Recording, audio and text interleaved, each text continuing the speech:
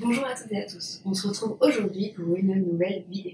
Aujourd'hui, ensemble, on va parler d'Amazon et plus précisément d'Amazon KDP, ce programme qui a été fait pour les auteurs et les autrices pour qu'ils puissent s'auto-éditer.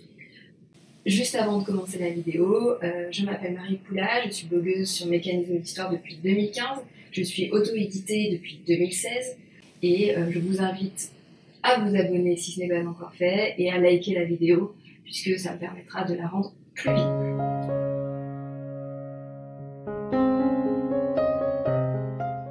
Aujourd'hui, je vais vous parler pourquoi j'ai arrêté Amazon et qu'est-ce que j'ai trouvé comme solution alternative. Pourquoi j'ai fait cette vidéo? C'est juste parce qu'il y a énormément d'auteurs et d'autrices aujourd'hui qui, quand ils pensent à s'auto-éditer, vont automatiquement chez Amazon et ne se posent pas forcément de questions ou de solutions alternatives et partent directement sur ce support-là.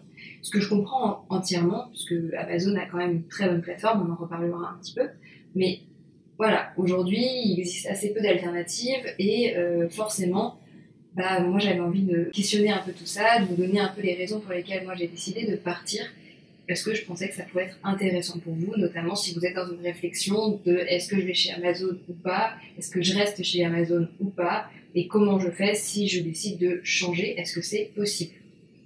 Concernant le contexte d'abord, qui va vous permettre de voir un petit peu plus, est-ce que déjà votre profil me ressemble, est-ce que ça peut vous correspondre et tout ça.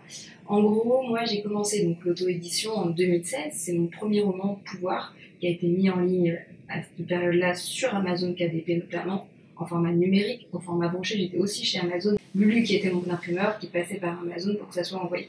C'était comme ça que ça fonctionnait à l'époque. Mon deuxième texte, qui est plutôt un guide d'écriture cette fois-là, qui est Les 12 peurs de l'écrivain et de l'écrivaine, celui-là est aussi passé uniquement en format numérique chez Amazon. Donc j'ai eu comme ça deux expériences un petit peu liées à ça. Et pour mes deux plus récents textes, qui sont Écrire un roman et qui sont La vengeance est un article qui se publie à chaud, donc il y a un guide d'écriture et un roman, ces deux derniers textes, eux, j'ai décidé de ne pas les mettre sur Amazon, et j'ai décidé de les éditer moi-même via mon propre site internet parce que j'avais pas forcément envie de passer par Amazon pour les raisons que je vais vous expliquer ensuite et de la façon dont je vais vous expliquer ensuite aussi. Et ensuite, par rapport à mon profil, histoire que vous compreniez bien, moi j'ai mon propre site internet depuis 2015 quand j'ai commencé le blog. J'ai l'envie de tester beaucoup de choses. Le test et l'essai a toujours été mon moteur, c'est ce qui me permet aussi de faire des articles pour le blog et c'est ce qui me permet de partager avec vous. Donc clairement, je vois souvent l'édition et l'auto-édition comme des essais et des expériences qui me permettent aussi de les partager.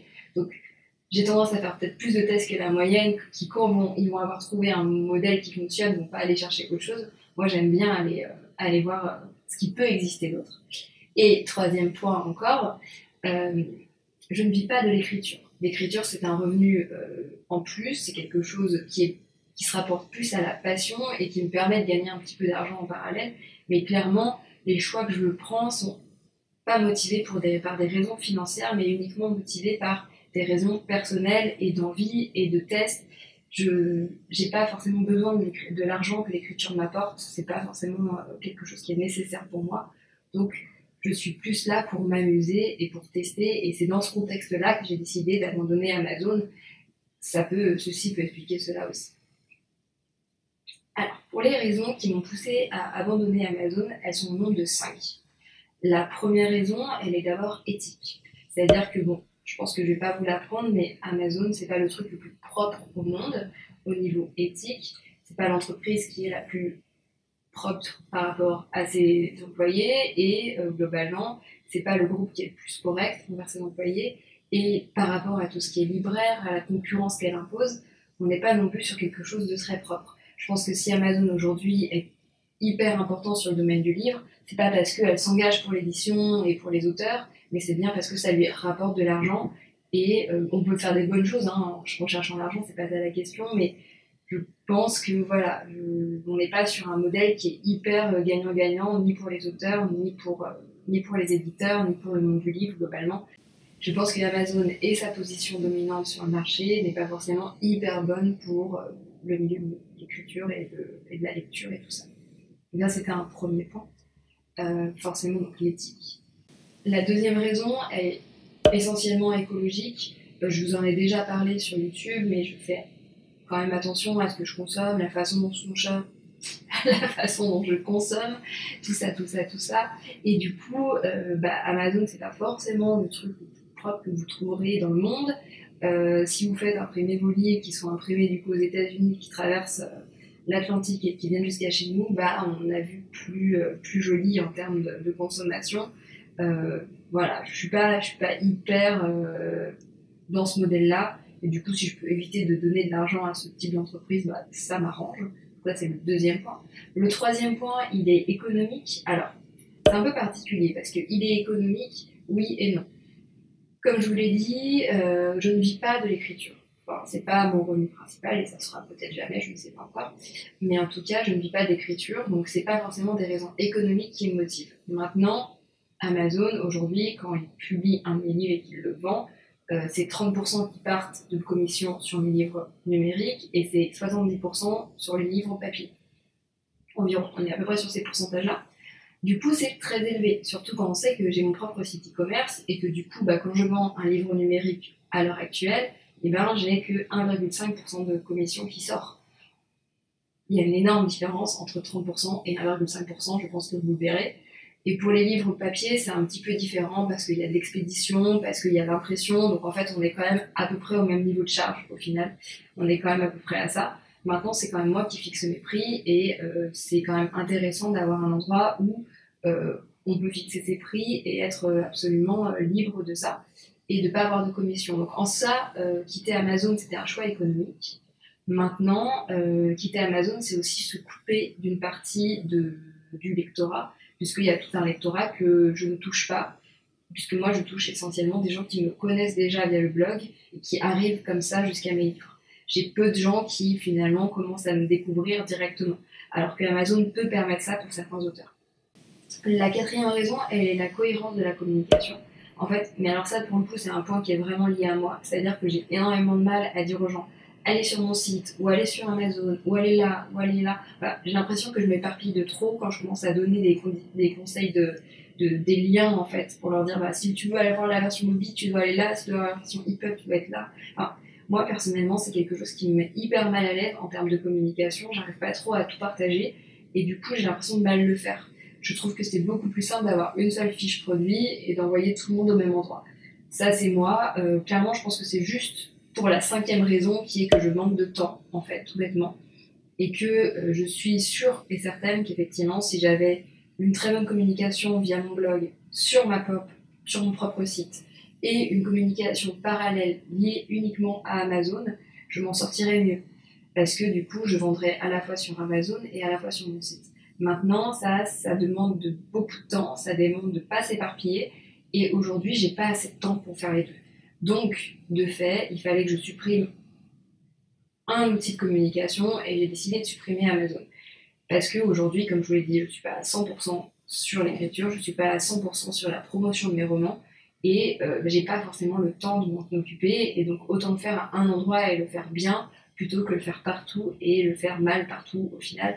Donc voilà, moi j'ai décidé de me concentrer essentiellement sur la fiche produit qui est sur mon propre site et de délaisser en fait les autres outils parce que j'ai pas le temps de le faire et j'arrive pas à trouver le temps de le faire et j'ai pas envie en fait de le faire aussi. Donc voilà, en gros ça c'est un petit peu les 5 raisons qui font que j'ai abandonné Amazon.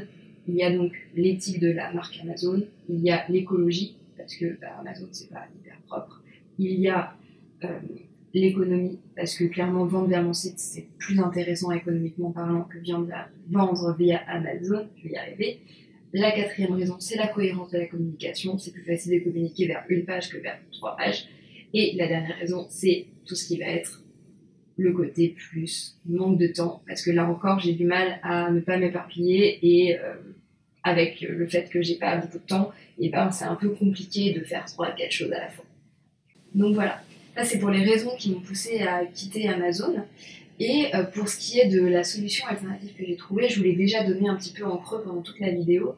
Mais en gros, aujourd'hui, dans mon cas, j'ai décidé donc de passer par un site que j'ai développé moi-même, qui est sur WordPress, avec un plugin qui s'appelle WooCommerce, qui permet de créer des sites e-commerce sur des sites WordPress.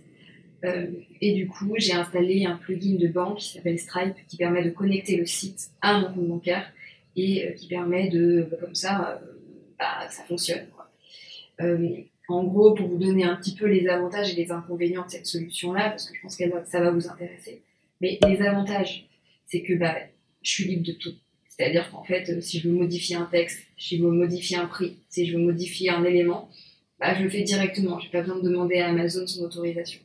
De même, je sais tout ce qui se passe sur mon site en termes d'achat. Je sais qui a acheté, je sais où il habite. C'est tout moi qui gère en fait. Donc je peux lui renvoyer un mail pour lui demander s'il a aimé par exemple. Choses qui ne sont pas possibles chez Amazon puisque vous n'avez pas de visibilité sur qui a acheté, où et comment. Donc ça c'est vachement intéressant. Et troisième point, là où c'est super intéressant, c'est que la commission est carrément moindre. C'est-à-dire que là où vous allez payer 30 à 70% de commission sur Amazon, sur un site e-commerce, ça va être 1,5% dans mon cas, Stripe prend 1,5%. Donc on est vraiment sur quelque chose de carrément moindre, on va dire, en termes de prix. Mais après, il y a aussi d'autres désavantages. Le désavantage numéro 1, et je sais que c'est un gros point négatif pour beaucoup d'entre vous, c'est le prix d'entrée.